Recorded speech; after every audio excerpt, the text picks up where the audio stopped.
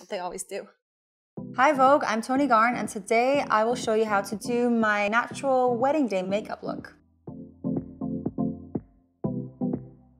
I am married, actually, but I just did the small courthouse thing. When I did get married, I did it myself. So I'm gonna walk you through the small little natural things that I did on my Yes, I Do day. First of all, this is actually how I started my day. I ran around the house with a mask under my eyes for a few hours. I was very, very nervous.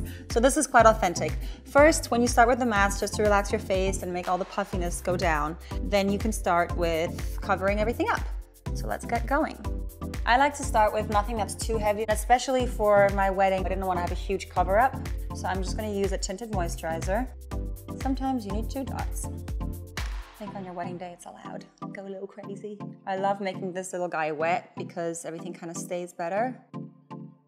Okay, then I think one of the most important things after you do the base is to actually cover up little bits and pieces that definitely shouldn't move, shouldn't get cried off, shouldn't get sweated off. So I like to start with covering up under my eyes.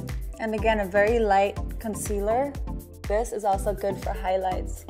I always like to highlight my nose, under my eyebrows. It's just something that I picked up from lots of makeup artists backstage. And then it is your wedding day, so I think it's okay to cover up a little more. I'm gonna use another one that covers up a bit more, that's less shiny, to really get the redness. And then I always have things around my lips. They crack very easily, they're very dry. I like to go around my lips a little bit before doing anything else to them. I think it's a good base. It's important to use a little bit of powder and just kind of get it everywhere. You might get really hot, you might get nervous, just to make everything sit. What's next? Eyebrows. Gonna pull them in a little bit. For me, it's important because I have eyebrows, but they're kind of more in the middle. They don't really pull all the way through. I like to add in here at the front. The most important part for the eyebrows actually comes now, which is the brushing it through. And again, I think this is something that I've seen my friends do completely different. They kind of always go with the direction of your eyebrows. In fashion, somehow they always go up. They always go up, up, up. They even put gel in them, make them go up like crazy, so I can never pull them to the side. I always push it up.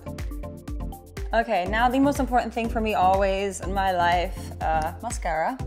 And before I do any mascara, I have to curl these babies, because they just don't stay up. And I remember on my wedding day, I would just sit there like this for 5 minutes.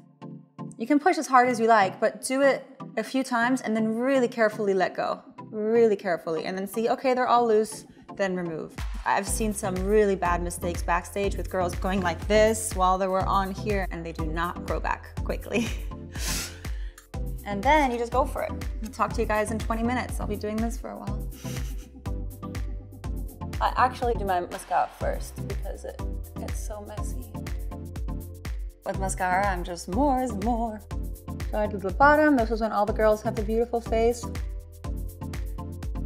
I don't know if any girl does it differently than this, but I don't see how. All right, ta-da! Now you gotta clean up. And I do the good old spit is best. So I'm gonna give it a little bit of an eyeshadow around the eyes, not too much. So I'm gonna start with a little bit of gold contouring.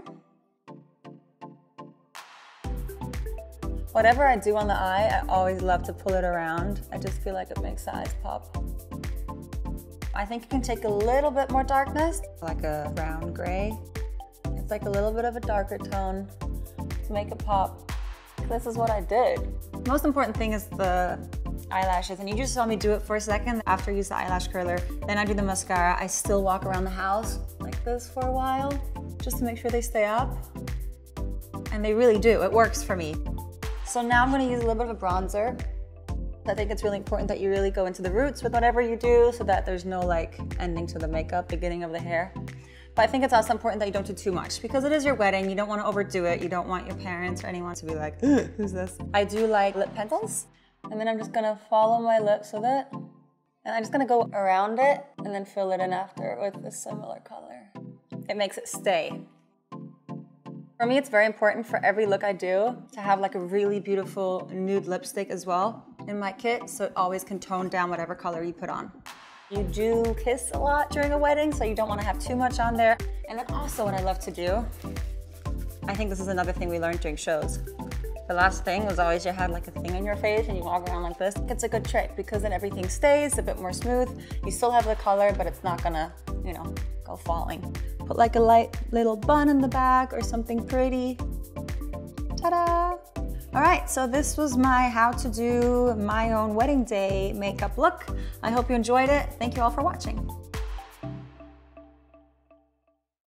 Hi Vogue, this is Toni Garrn, and if you enjoyed this and would like to watch more videos, subscribe here.